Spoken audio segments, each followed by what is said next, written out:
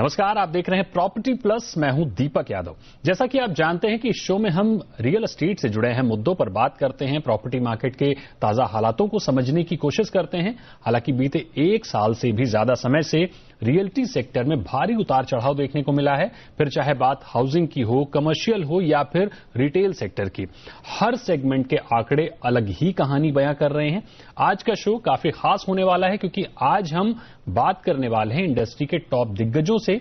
आज की चर्चा का आधार है रियल एस्टेट का सेंटीमेंट सर्वे, जिसे तैयार किया है इंडस्ट्री बॉडी फिक्की, डेवलपर संगठन नरेटको और प्रॉपर्टी कंसल्टेंट नाइट फ्रैंक ने। जाहिर है हमारे साथ तीनों संगठन के मेहमान मौजूद हैं जो इस सर्वे की बारीकियों से आपको रूबरू कराने की कोशिश करेंगे। हमारे साथ मौजूद हैं निरंजन हीरानंदानी, नेशनल प्रेसिडेंट नरेटको। हमारे साथ मौजूद हैं Sanjay Dutt, vice chairman FICCI real estate. हमारे साथ मौजूद हैं Rajni Sinha, chief economist Knight Frank India, और अमित गोयनका, एमडी निसस फाइनेंस। आप सभी मेहमानों का बहुत बहुत स्वागत है जी बिजनेस पर। तो मेरा सबसे पहला सवाल संजय जी आपसे होगा, आपके इस संयुक्त सर्वे में बीते एक साल और इस साल की पहली तिमाही में किस तरह का सेंटिमेंट देखने को मिला है? ध्यान खींचने वाले जो मेन पॉइंट उनको बताइए, वो क्या है? Thank you Deepak ji. First of all, जो 2020 का H1 रहा वो काफी कठिन रहा।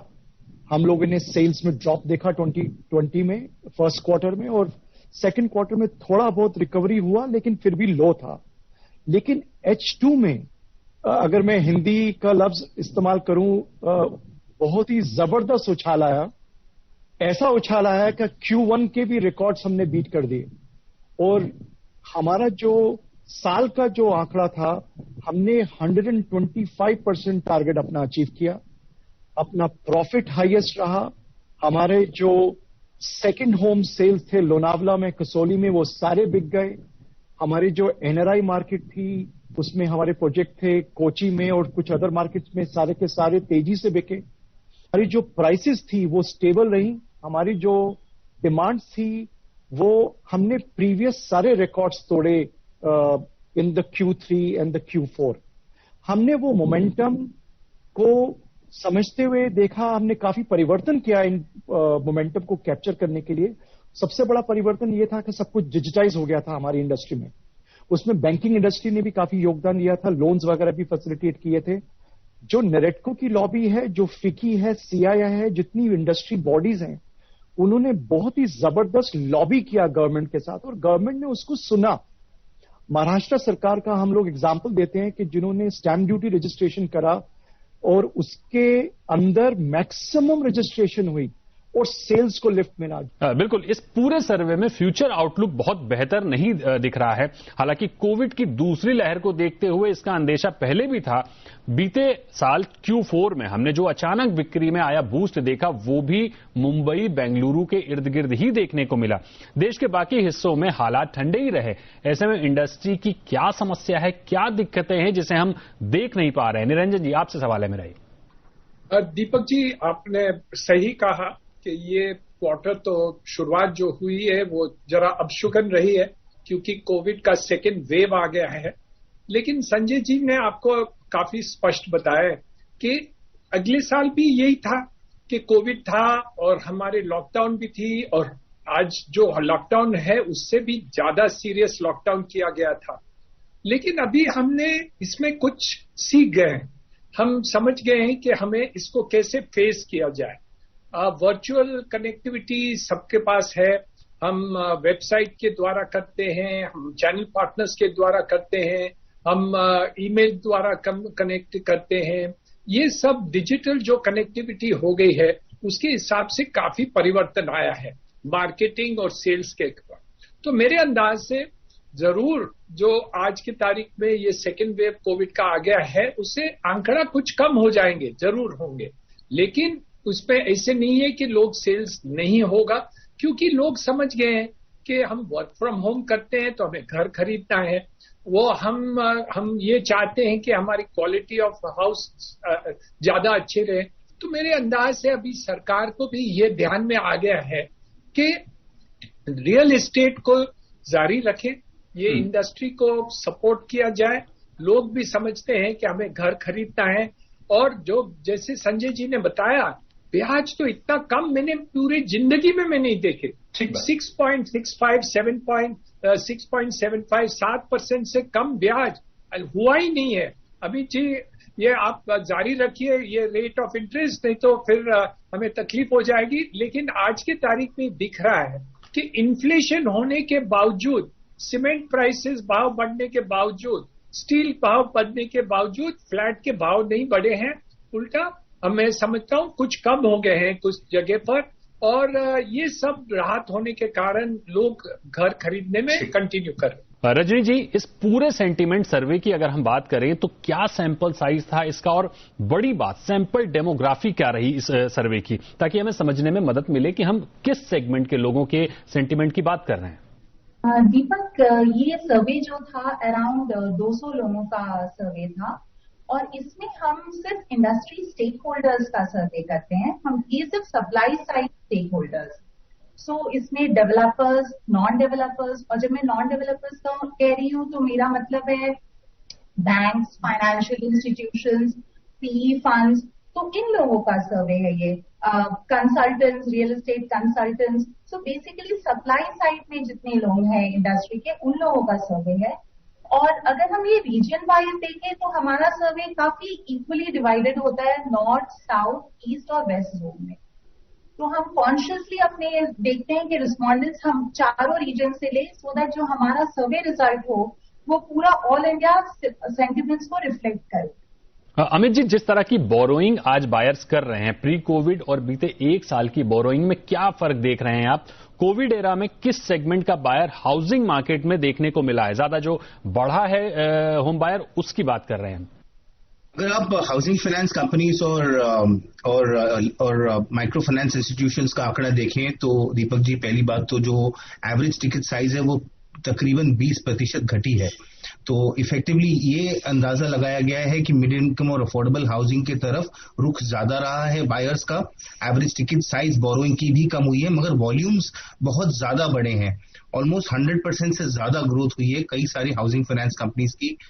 इनफैक्ट नवंबर में एचडीएफसी ने ऐलान किया कि इन्होंने इतनी बढ़ोतरी पूरी अपनी जिंदगी में नहीं देखी जितनी इन्होंने डिमांड और डिसबर्समेंट किया है थर्ड क्वार्टर में, उतना उन्होंने शायद अपने पूरे जीवन में नहीं किया होगा। तो डेफिनेटली एक बहुत बड़ा उछाल आया था डिमांड का।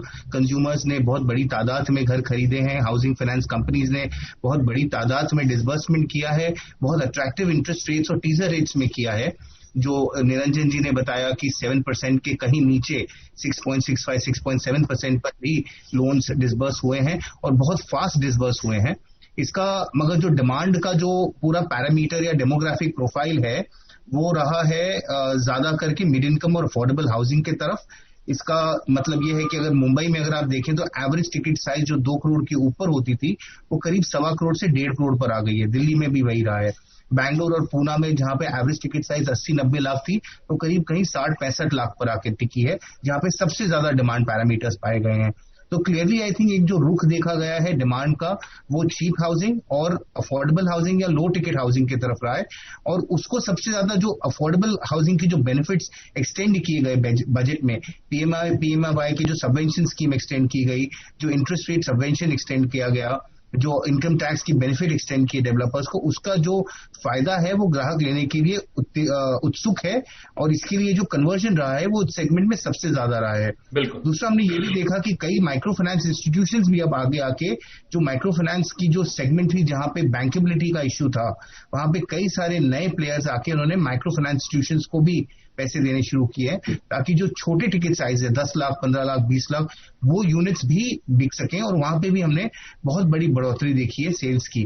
तो ये सेगमेंट और ये जो प्रोजेक्ट्स हैं वो बहुत बैंकेबल हो गए और वहां पे कैश फ्लो और ऑफटेक बहुत रोबस्ट रहा है। बिल्कुल संजय जी, इस सर्वे में या ज्यादातर सर्वे में बड़ी तस्वीर जो हम देख समझ पाते हैं वो मेट्रो शहरों की है।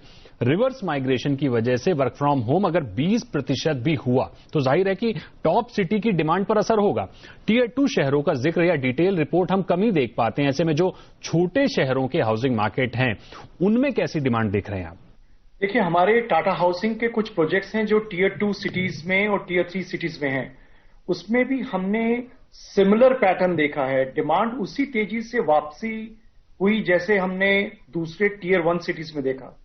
इनफैक्ट कहीं जगह पे तो शायद ज्यादा डिमांड हुई। हमारे 4 प्रोजेक्ट टोटली सोल्ड आउट हो गए हैं। कलकत्ता में एविनीडा राजाहाट में हुआ, भुवनेश्वर में हुआ, नागपुर पूरा बिक गया।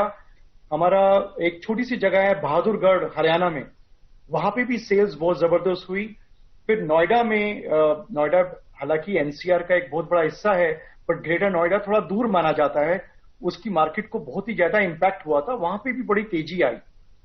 इसके अलावा मैंने आपको पहले जिक्र किया था कसौली में, जो कि सेकंड होम है, जहां पे उम्मीद नहीं थी कि 2 से 4 करोड़ वाले विलास या हाई टिकट सेल्स भी होंगी वहां पे भी बहुत तेजी है। इनफैक्ट हमने वहां पे सेकंड फेज भी लॉन्च किया है।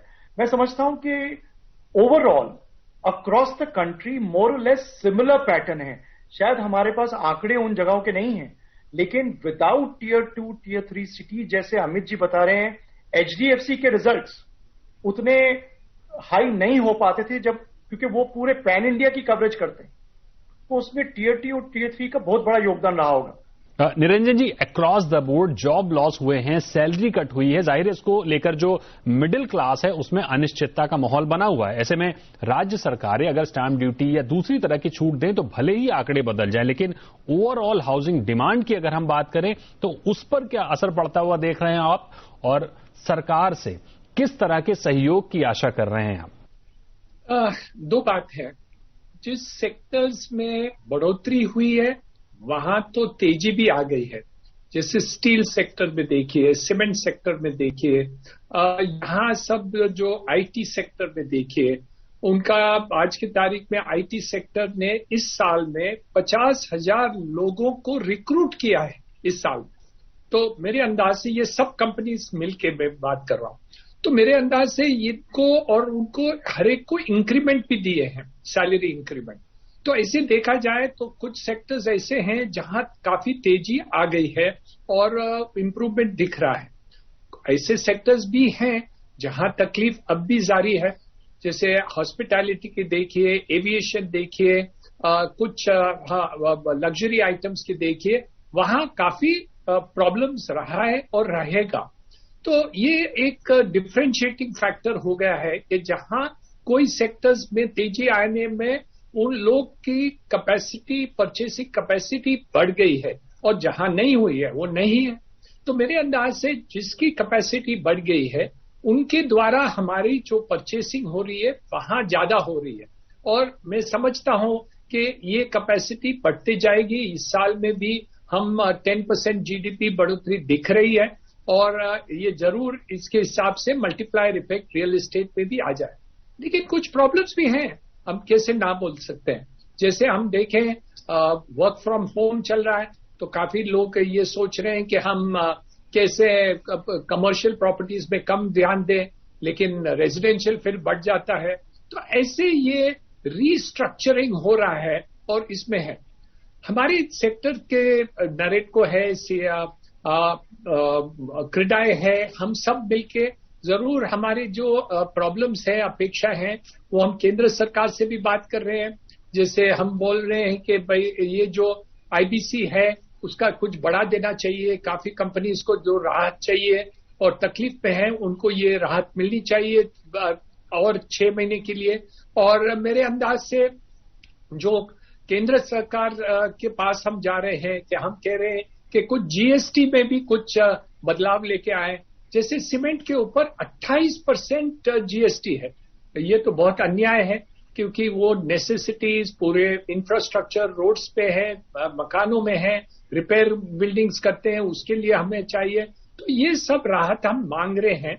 बिल्कुल ठीक बात है। कच्चे माल में जीएसटी के भारी बोझ से अगर कुछ राहत मिलती है तो घरों की कीमत कुछ कम हो सकती है, जिसका फायदा आम ग्राहकों को मिलेगा। यहां रुकते एक छोटे से ब्रेक के लिए आगे जानने का प्रयास करेंगे कि निवेशकों के लिए प्रॉपर्टी सेक्टर में किस तरह की संभावनाएं बन रही हैं। जल्द हाजिर हो रहे हैं एक छोटे से ब्रेक के बाद। वेलकम बैक, आप देख रहे हैं प्रॉपर्टी प्लस, और आज हम रियल एस्टेट सेंटिमेंट इंडेक्स के जरिए जानने की कोशिश कर रहे हैं कि कोरोना की दूसरी लहर से निपटने के लिए रियल्टी सेक्टर कितना तैयार है। चर्चा को आगे बढ़ाते हैं।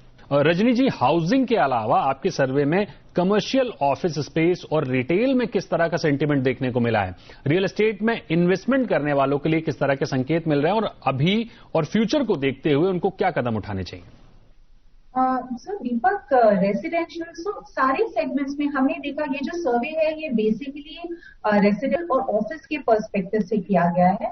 तो हमने देखा कि रेसिडेंशियल और ऑफिस दोनों में सेंटिमेंट इम्पैक्ट हुआ है, एडवर्सली इम्पैक्ट हुआ है ये फर्स्ट क्वार्टर का, स्पेशली बिकॉज ये फर्स्ट वीक ऑफ अप्रैल में ये किया गया है सर्वे, जबकि second wave of pandemic already था और वो कंसर्न स्टेक होल्डर्स ऑलरेडी वो कंसर्न थे ये सब के बारे में। लेकिन अगर हम देखें तो रेसिडेंशियल फिर भी ज्यादा इम्पैक्ट नहीं हुआ है सेंटिमेंट्स, और around 80% of the respondents. So basically इस सर्वे में हम जैसे डिमांड, सप्लाई, प्राइस तीनों पैरामीटर का चेक करते हैं कि क्या आउटलुक है। सो तीनों पैरामीटर में रेसिडेंशियल में around 80% of the respondents expect कर रहे हैं या तो सेफ रहेगा या इम्प्रूव करेगा। लेकिन इस तरह का ऑप्टिमिज्म, इतना ऑप्टिमिज्म हमें ऑफिस सेगमेंट में नहीं दिख रहा है। ऑफिस सेगमेंट में थोड़ा ज्यादा एडवर्सली इम्पैक्ट हुआ है सेंटिमेंट्स इस सेकेंड वेव ऑफ पैंडेमिक के कारण।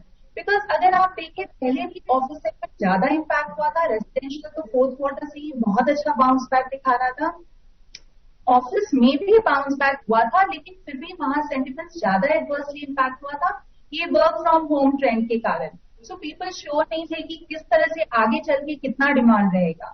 सो उस सेंस में सेंटिमेंट्स ऑफिस सेगमेंट का ज्यादा इम्पैक्ट हुआ है, बट रेसिडेंशियल का अभी भी काफी अच्छा रहा है। अमित जी, प्रोजेक्ट फंडिंग को लेकर इस वक्त आप किस तरह का माहौल देख रहे हैं रियल एस्टेट इंडस्ट्री में? डेवलपर्स के लिए राह थोड़ी आसान हुई है या फिर कोविड की दूसरी लहर फंडिंग को फिर से मुश्किलों में डाल सकती है? देखिए, जैसे संजय जी ने बताया कि जो सेकेंड हाफ रहा पिछले साल का, जिसकी वजह से हमने देखा कि कैपिटल मार्केट्स में बहुत बड़ी उछाल आई, बहुत लोगों ने, इन्वेस्टर्स ने प्रॉफिट बुकिंग करी, काफी ज्यादा वेल्थ क्रिएशन रहा कैपिटल मार्केट्स में, जिसका बेनिफिट जो है वो सारे सेक्टर्स इंक्लूडिंग रियल एस्टेट को रहा। तो काफी बड़ी मात्रा में पैसे निवेश हुए, तकरीबन $4 बिलियन से ज्यादा एफडीआई का निवेश हुआ पिछले साल, इतनी 30,000 करोड़ से ज्यादा लगा। हालांकि जिसमें 75 से 80% जो है वो पैसा कमर्शियल रियल एस्टेट में लगा, मगर क्योंकि रेसिडेंशियल में इंटरनल अक्रूवल्स बहुत थे, हाउसिंग फाइनेंस कंपनीज में बहुत बड़े पैमाने में लेंडिंग की, इसके लिए इंस्टीट्यूशनल कैपिटल का इतना ज्यादा जरूरत उस समय नहीं महसूस हो रही थी। मगर इस समय जो सैलाब आया है ये पैंडेमिक का, ये महामारी का, ये थोड़ा अनोखा सा लग रहा है। इस समय हमको ऐसा लग रहा है कि हर एक के घर में कहीं ना कहीं इसका इम्पैक्ट लग रहा है। हर इंसान, हर ऑफिस गोअर, हर प्रोफेशनल, हर वर्कर को इसका इम्पैक्ट इस समय लग रहा है। और इस तरीके की जो मेडिकल इमरजेंसी आ पड़ी है कि सुप्रीम कोर्ट को इसे suo motu national emergency declare करना पड़ा, ये तो अनप्रेसिडेंटेड था, पिछले साल भी नहीं था। हमने अपने आप में ही एक विश्व दर्जा हासिल कर लिया है पैंडेमिक में, जो बहुत बढ़िया न्यूज नहीं है। कई सारी कंट्रीज जो हैं उन्होंने इंडिया से ट्रैवल, आना या जाना बंद कर रखा है, बैन कर रखा है, जिसकी वजह से एनआरआई सेगमेंट जो काफी तेजी से बढ़ रहा था, कंज्यूमरिज्म आ रहा था, जो ऑफटेक हो रही थी विदेशी देशों से, वो वहां पे इम्पैक्ट आता दिखता है। वहां का जो पैसा है वो निवेश होता अब नहीं दिख पाएगा शॉर्ट टर्म में। काफी सारा पैसा ईस्ट एशियन इकोनॉमी से आ रहा था, सिंगापुर से, जापान से, वो अब ट्रैवल नहीं कर पा रहे, वो सारे विजिट्स कैंसिल हो गए, वो सारा पैसा इस समय कम सा चुका है। लाइकवाइज मिडिल ईस्ट और यूएस और कनाडा, जो अगेन अपने आप में बहुत बड़े इन्वेस्टर्स हैं, उन्होंने इस समय ट्रैवल और इन्वेस्टमेंट्स रोक रखी है। तो इसका जो इम्पैक्ट होता है वो अगले 2 क्वार्टर तक फील होगा। तो मेरे को थोड़ा सा ये डर है कि सितंबर तक या दिवाली तक जो माहौल है वो थोड़ा सा डिम रहेगा, ग्रिम रहेगा, थोड़ा सा चिंताजनक रहेगा। इन्वेस्टर्स और बायर्स जो हैं वो थोड़ा सा बैकफुट पे रहेंगे। निरंजन जी ने भी बताया कि हो सकता है थोड़ा सा धीमापन आए ऑफ टेक में, थोड़ा सेंटिमेंटल डैमेज है ही है, जैसे रजनी कहा है हाउसिंग में, तो इसका डेफिनेटली कैपिटल इम्पैक्ट बना रहेगा। संजय जी, बहुत कम बचा है हमारे पास वक्त, और इसलिए चाहूंगा कि बिल्कुल संक्षिप्त में अपना आप जवाब दें। देश के ताजा हालात आप देख ही रहे हैं, राज्यों ने लॉकडाउन लगा रखा है और हालातों को बेहतर करने के लिए तमाम हाई कोर्ट या सुप्रीम कोर्ट को दखल देना पड़ रहा है। सरकार ने कॉरपोरेट जगत से भी मदद मांगी है। ऐसे में फिक्की की ओर से कोविड संकट को कम करने के लिए क्या कदम उठाने की योजना है? सबसे बड़ा योगदान जो है वो मेरे ख्याल से गवर्नमेंट के अलावा प्राइवेट सेक्टर का रहा है। अगर आप डेवलपर कम्युनिटी को देखें, फॉर एग्जांपल, लाखों की तादाद में कंस्ट्रक्शन वर्कर्स की रिस्पॉन्सिबिलिटी हमारे शोल्डर्स पे है एज प्रिंसिपल एम्प्लॉयर, और हम सभी डेवलपर्स ने मिलके उस सेगमेंट को, उनकी केयर को, उनकी दवाइयों को, उन सबका देखभाल की जिम्मेदारी हमने ली। इनफैक्ट नेरेटको ने और क्रेडाई ने और काफी अदर बॉडीज ने इसके अलावा भी कोविड हॉस्पिटल्स में इन्वेस्टमेंट करी। इसके अलावा अगर आप कॉर्पोरेट सेक्टर में देखते हैं, नॉन डेवलपर कम्युनिटी को देखते हैं, तो उनका भी बहुत बड़ा योगदान रहा है। आप हॉस्पिटैलिटी की बात कर रहे थे निरंजन जी अभी, जो कि इतने बुरे वक्त से निकल रहे हैं, उन्होंने भी अपने होटल्स को कन्वर्ट कर दिया है हॉस्पिटल्स में, चाहे वो कर्मचारियों के लिए हो या एक्चुअली कोविड पेशेंट्स के लिए हो। तो प्राइवेट सेक्टर जो है और एक सिटीजन्स की जो एक रिस्पॉन्सिबिलिटी होती है to take this pandemic seriously, कि आप इसको बढ़ने ना दें और इसको अगर हम कंट्रोल करें, और साथ में एक सरकार और प्राइवेट सेक्टर की कोलैबोरेशन की वजह से अगर इसको हम रिमीडियल करें, for example production of vaccination जो कि बहुत बड़ा मुद्दा था, अगर उसको हम सीरियसली लेते पिछले साल और उसकी प्रोडक्शन को बढ़ाते, तो आज शायद हमें वो देखना नहीं पड़ता। तो इतना बड़ा देश है, इतनी बड़ी जनसंख्या है, इसको थोड़ा प्रोएक्टिवली सीरियसली लेना चाहिए। हमारा एक कल्चरल नेचर है कि जब कुछ लगता है कि कुछ वैक्सीनेशन आने वाली है, हमको लगता है हमें वैक्सीनेशन हो गई, हमारे को अब कोई तकलीफ नहीं होगी। ये जो एक नजरिया है, इस नजरिए को बदलना पड़ेगा, सीरियसली लेना पड़ेगा। Correct. Mindset change is more important. Niranjan ji, यही सवाल आपसे भी मेरा होगा, बिल्कुल संक्षिप्त में उत्तर चाहेंगे। नरेट को कोविड संकट में सरकार के साथ किस तरह से सहयोग करता हुआ नजर आ रहा है? नंबर 1 फैक्टर है माइग्रेंट वर्कर्स। जितने भी वर्कर्स हमारे साइट पर है, उनको वैक्सीनेट किया जाए, उनकी टेस्टिंग करवाएं, उनको कोई बीमारी हो तो उनको देखभाल करें। वो प्रिंसिपल काम रहेगा कि हम इनको लेबर को देखभाल करें, और सरकार से ये उम्मीद रखेंगे कि वो इंसेंटिव्स देते जाएं, क्योंकि इनकी मल्टीप्लायर इफेक्ट जो रियल एस्टेट पे है वो पूरे देश पे हर एक उद्योग में हो रहा है। 200 से ज्यादा जो इंडस्ट्रीज है उस पर निर्भर हैं, और मेरे अंदाज से और एम्प्लॉयमेंट के ऊपर काफी असर आता है, क्योंकि हम समझते हैं लगभग 15% एम्प्लॉयमेंट हमारी रियल एस्टेट के द्वारा, इंफ्रास्ट्रक्चर के द्वारा आती है। तो इसलिए हमें ज्यादा जोर इस पर देना ही चाहिए। बिल्कुल, यानी बड़े स्तर पर जो तस्वीर बन रही है रियल्टी सेक्टर में, काफी हद तक माहौल पिछले साल जैसा ही है। लॉकडाउन के चलते थोड़ा दबाव जरूर है, लेकिन अगले 6 महीने में हालातों को लेकर इंडस्ट्री सेंटीमेंट में उम्मीद कायम है। ऑफिस स्पेस में मुश्किलें बढ़ सकती हैं, लेकिन हाउसिंग में डेवलपर्स को आशा है कि दिवाली के आसपास पिछले साल जैसी बिक्री देखने को मिल सकती है। हालांकि समझने वाली बात यह भी है कि इस सर्वे में रियल एस्टेट इंडस्ट्री से जुड़े लोग शामिल थे, लिहाजा सप्लाई साइड का प्रभाव देखने को मिलेगा। लेकिन मौजूदा हालातों को देखते हुए आम घर खरीदार कैसे रिएक्ट करेगा, ये तो वक्त के साथ ही पता चलेगा। संजय जी, निरंजन सर, रजनी जी और अमित जी, आप सभी का बहुत बहुत शुक्रिया हमारे साथ जुड़ने के लिए, अपने अनुभव साझा करने के लिए।